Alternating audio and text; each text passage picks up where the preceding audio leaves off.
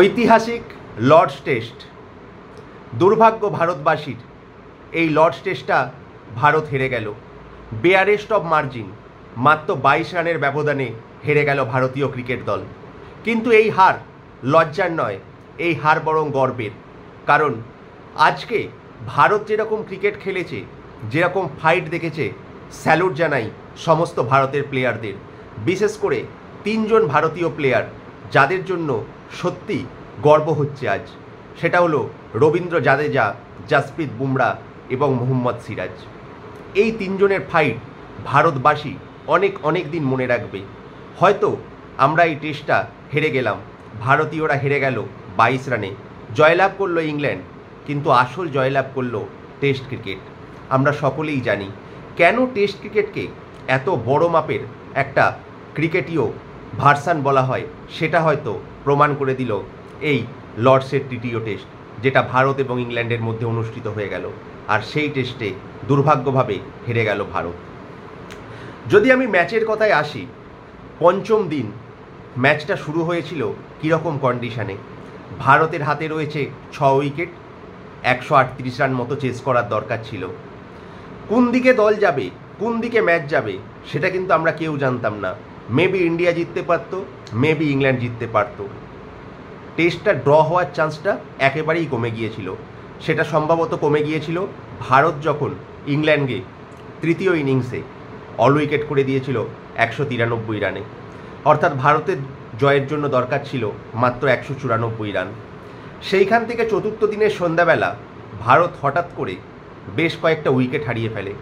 প্রথমেই ব্রেনফেড যশস্বী জয়সওয়ালের আউটটা হয়ে গিয়েছিল, কিন্তু চতুর্থ দিনের শেষের দিকে যে 3-3টে উইকেট পড়ে যায়, হয়তো সেখানেই ভারতীয় যে পরাজয় সেটা হয়তো লিখন হয়ে গিয়েছিল। চতুর্থ দিনে করুণ নায়ার, শুভমন গিল এবং আকাশদীপ খুব অল্প সময়ের ব্যবধানে আউট হয়ে যায়। একদম এন্ড অফ দ্য ডেতে তো নাইট ওয়াচম্যান আকাশদীপ আউট হয়ে গিয়েছিল। কিন্তু আজকে চতুর্থ দিনের যখন খেলাটা শুরু হয়েছিল, মানে পঞ্চম দিনের খেলাটা, তখন কিন্তু আমরা সকলেই আশাবাদী ছিলাম যে ঋষভ পান্ত এবং KL রাহুল অসাধারণ ব্যাট করবে। যদি 1 ঘন্টা মতো ঋষভ পান্ত আর KL রাহুল পার্টনারশিপটা যেত, যদি একটা 30-40 রানও একটা পার্টনারশিপ লাগতো, কারণ আমরা জানি ঋষভ পান্ত যদি ক্রিজে থাকে 1 ঘন্টার মধ্যেই কিন্তু অনেকটা রান করে দিতে পারবে। তাই আমরা সকলেই আশাবাদী ছিলাম ঋষভ পান্ত ভালো ফাইট করবে। কিন্তু ঋষভ পান্তের দুর্ভাগ্য, আমাদের ভারতীয় ক্রিকেট দলের দুর্ভাগ্য যে জোফরা আর্চারের একটা আনপ্লেয়েবল বলে ঋষভ পান্ত আউট হয়ে যায়। আর তারপরে KL রাহুলের আউটটা, কিচ্ছু করার নেই। লর্ডসের যে স্লোপ, সেই স্লোপকে কাজে লাগালো বেন স্টোকস। অসাধারণ বলটা নিপ করে এতটা ইনসুইং হলো। আর ভারতের যে দুর্ভাগ্য, আমি বারবার বলছি এই টেস্ট ম্যাচে, যে ব্যাটটা প্যাডে আটকে যায়। যদি ব্যাটটা প্যাডে না আটকাতো তাহলে KL রাহুল কিন্তু সুইংটা এনকাউন্ট করে নিয়েছিল। কিন্তু সেই যে বলছি, আসলে ভাগ্য দেবীই হয়তো এই ম্যাচটা ইংল্যান্ডের হয়ে লিখেছিল। ভারতের কপালে ছিলই শুধু দুর্ভাগ্য, নইলে KL রাহুল হয়তো ওই বলটা আউট হতো না। তারপরে ওয়াশিংটন সুন্দরের কথা বলবো, অসাধারণ ক্যাচ নিল জোফরা আর্চার। এই রকম ক্যাচ কিন্তু হাতে বসে যায়, আর সেটাই বসে গিয়েছিল জোফরা আর্চারের। নীতিশ রেড্ডির সঙ্গে রবীন্দ্র জাদেজার পার্টনারশিপটা কিন্তু খুব ভালোভাবে এগোচ্ছিল। কারণ আমরা জানি লর্ডসের যে গত কয়েকদিনের যে ম্যাচ দেখছিলাম, ফার্স্ট সেশনটা যদি একটু দেখে খেলে দেয় তাহলে কিন্তু সেকেন্ড সেশন থেকে ব্যাটিং প্যারাডাইজ হয়ে যায়। সেটাই কিন্তু অনেকটা হবার সম্ভাবনা ছিল। কিন্তু at the stroke of the lunch Nitish Reddy out হয়ে যায়। আর তখনই কিন্তু আমরা সকলেই ধরে নিয়েছিলাম যে এই ম্যাচে আর কোনো আশা নেই, কারণ 8-8টা উইকেট পড়ে যায় ভারতের। সেই তখনই কিন্তু দেখা যায় ভারতীয় ক্রিকেট দলের আসল লড়াইটা। তখন 86 মতো রান দরকার। মানে অতি বড় ভারতীয় সমর্থকও ভেবেছিল না এই ম্যাচটা জিতবে। আমিও মনে মনে ভেবে নিয়েছিলাম, মনকে প্রস্তুত করে নিয়েছিলাম যে ভারতের অবশ্যম্ভাবী হার। কিন্তু জাসপ্রীত বুমরা এবং রবীন্দ্র জাদেজার পার্টনারশিপটা ধীরে ধীরে গড়াতে থাকে। আসলে আমি টিভিতে খেলাটা দেখছিলাম, একবার টিভি বন্ধ করছি, একবার চালাচ্ছি, মনে হচ্ছে যেন কি হবে। আর এতটাই টেনশন হচ্ছে, আবার ম্যাচটা দেখছি রান কিন্তু এগোচ্ছে না, 1 রান 2 রান করে হচ্ছে। কিন্তু জাসপ্রীত বুমরা ফাইটটা দেখিয়েছিল। কিন্তু জাসপ্রীত বুমরা ওই বলটা কেন মারতে গেল, আসলে টেলেন্ডার থেকে আমরা হয়তো বেশি একটু এক্সপেক্ট করে ফেলছিলাম। জাসপ্রীত বুমরা বলে আউট হয়ে যায়। তারপরে কিন্তু ডিএসপি সিরাজ দেখিয়ে দিয়েছিল ইন্ডিয়ান টিমের ফাইটটা। রবীন্দ্র জাদেজা এবং মোহাম্মদ সিরাজের পার্টনারশিপটা যখন এগোচ্ছিল, একটা সময় আশাই ছিল না, কিন্তু লাস্টে যখন 40, 30, 25 এইভাবে যখন রানটা কমছে তখন কিন্তু আমরা মনে মনে একটা আশা নিয়েছিলাম হয়তো মেবি ভারত মিরাক্কেল করে ফেলবে, হয়তো রবীন্দ্র জাদেজা এবং ডিএসপি সিরাজ এই ভারতকে ম্যাচটা জিতিয়ে দেবে। কিন্তু তখনই ঘটলো সেই দুর্ভাগ্য, সেই অঘটন, এত ভারতবাসীর মনকে অঘটন ঘটলো। আসলে মোহাম্মদ সিরাজ বসিরের বলটা মিডিল করলো, কিন্তু বলছি না ভাগ্য জিনিসটা সত্যি লাগে, সেটা যে কোনো জিনিসেই, নইলে ব্যাটে মিডিল করলো বলটা, কিন্তু বলটা স্পিন করে এসে হালকা করে উইকেটে ছুঁয়ে গেল এবং বেলটা পড়ে গেল। মোহাম্মদ সিরাজ চেষ্টা করেছিল পা দিয়ে বলটা বাঁচানোর, কিন্তু পারল না। আসলে এই রকম সময় অনেক ক্ষেত্রে কী হয় জানেন তো, বল উইকেটে লাগে কিন্তু বেল পড়ে না। কিন্তু আজকে দেখুন বলটা টাচ হলো, বেল সঙ্গে সঙ্গে পড়ে গেল, আর তখনই কিন্তু এত কোটি কোটি ভারতবাসীর মন ভেঙে গেল। আসলে ক্রিকেট খেলাটা এতটাই জেন্টেলম্যান গেম, এতটাই উত্তেজনাপূর্ণ গেম, একটা দল আনন্দে আত্মহারা হয়ে উঠল আর একদিকে শুধু ভেঙে পড়ল ভারতীয় দল। কান্নায় ভেঙে পড়েছিল মোহাম্মদ সিরাজ, রবীন্দ্র জাদেজা। মানে সত্যি একটা সময় ম্যাচটা দেখে মনে হচ্ছিল হয়তো হার্ট অ্যাটাক হয়ে যাবে, এতটা ক্লোজ, এতটা প্যালপিটেশন হচ্ছিল ম্যাচটা, রান হচ্ছে না। মানে test cricket at its peak, মানে টেস্ট ক্রিকেটকে কেন আমরা বারবার শ্রেষ্ঠ ফরম্যাট বলে থাকি, সেটা হয়তো এই রকম টেস্টগুলোই প্রমাণ করে দেয়। কে বলেছে টেস্ট ক্রিকেটের মরণ হয়ে গেছে? টেস্ট ক্রিকেট আজও অ্যালাইভ আছে আর ভবিষ্যতেও অ্যালাইভ থাকবে। এই রকম টেস্ট ম্যাচই ভারতবর্ষ কেন গোটা বিশ্বকে টেস্ট ক্রিকেট দেখার জন্য আরও বেশি আকর্ষিত করবে। আর এই ম্যাচটা যেটা হয়ে গেল, আমরা মনে রাখবো রবীন্দ্র জাদেজার ফাইট, মনে রাখবো মোহাম্মদ সিরাজের ফাইট, মনে রাখবো জাসপ্রীত বুমরার ফাইট। আসলে পঞ্চম দিনে ভারত সত্যিকারের লড়াই করেছে। ভারত চতুর্থ দিনের সন্ধ্যেটা যদি বা রাত্রি যতটাই বলুন, খেলার শেষের সময়টা যদি আরেকটু বেটার করতে পারতো, তাহলে হয়তো আমরা অন্যরকম ফলাফল দেখতে পেতাম। কিন্তু এখনও আমি আশাবাদী যে এই ইংল্যান্ড টিমকে পরাজিত করা যেতেই পারে, কারণ এখনও পর্যন্ত result at the end of the matter করে আমরা সকলেই জানি 2-1 ইংল্যান্ডের ফরে। কিন্তু সত্যি কথা বলতে এই যে 3টে টেস্ট ম্যাচ হয়ে গেল, এখনও পর্যন্ত ভারত কিন্তু ইংল্যান্ডের থেকে ফার বেটার খেলেছে। একবার প্রথম টেস্টের কথা মনে করুন, পঞ্চম দিনে যদি ভারত ওই একটা ইনিংসে বাজে বোলিং না করতো, তাহলে হয়তো 371 রান চেস করতে পারতো না ইংল্যান্ড। বা এই ম্যাচটার কথাই বলুন, এই ম্যাচে যদি একটা পার্টনারশিপ লাগতো, তাহলে হয়তো 2-1 ডেফিনেটলি ইন্ডিয়ার পরে।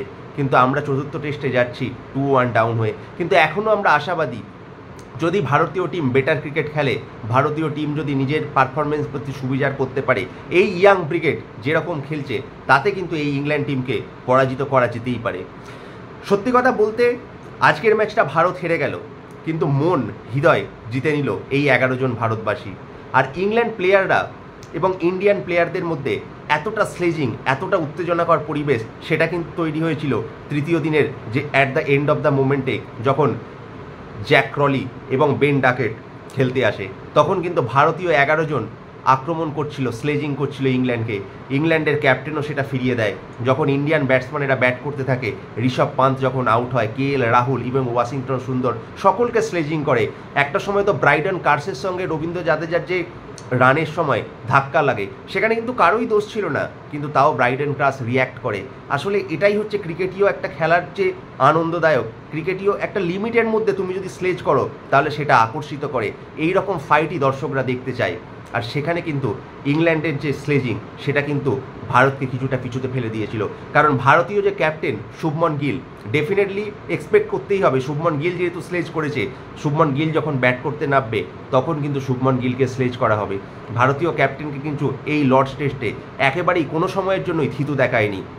আসলে হয়তো চাপটা নিতে পারেনি, শিখে যাবে। শুভমন গিল খুব ভালো ফর্মে আছে। আমরা ডেফিনেটলি আশা করব 4th ম্যাচ 5th ম্যাচে শুভমন গিলের যে ফার্স্ট এবং সেকেন্ড টেস্ট ম্যাচের যে পারফরমেন্স বা যে ফর্ম, সেটা ডেফিনেটলি ক্যারি করবে।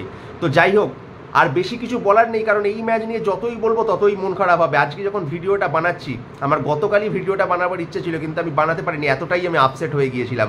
কিন্তু কিছু করার নেই, আপনাদের সঙ্গে আমার ম্যাচের যে ভালোবাসা এবং ম্যাচের যে পুঙ্খানুপুঙ্খ আলোচনা, সেটা তো আমাকে ডেফিনেটলি করতেই হবে।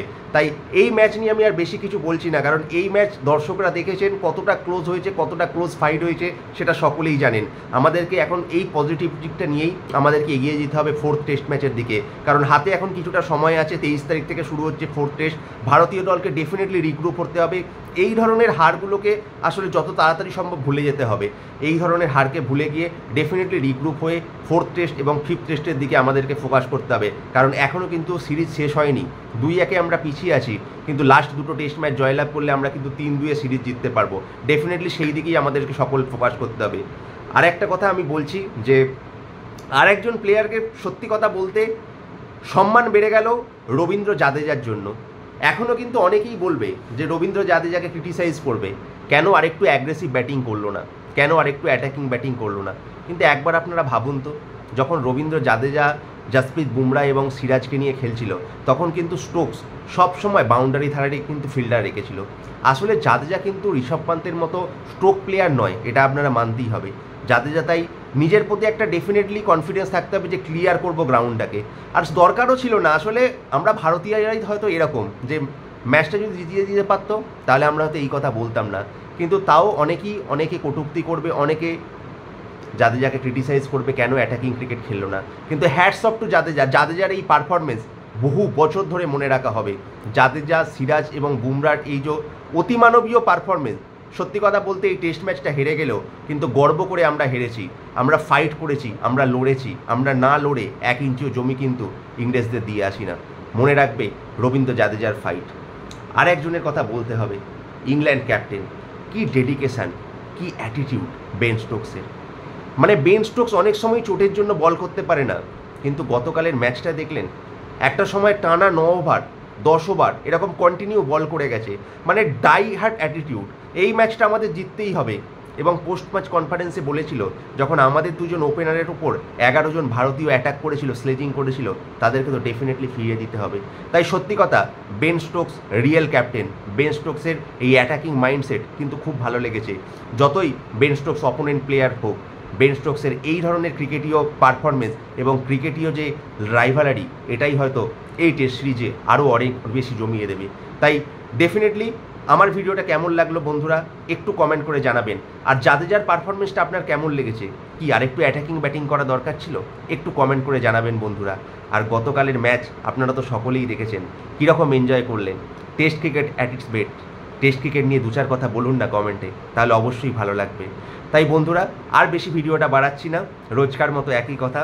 যদি ভিডিওটি নতুন হয়ে থাকেন তাহলে চ্যানেলটা প্লিজ সাবস্ক্রাইব করবেন, আর ভিডিওটা ভালো লাগলে একটু লাইক করবেন, কমেন্ট করবেন, শেয়ার করবেন। আজকের মতো এটুকুই, দেখা হচ্ছে পরের কোনো ভিডিওতে। ধন্যবাদ, নমস্কার।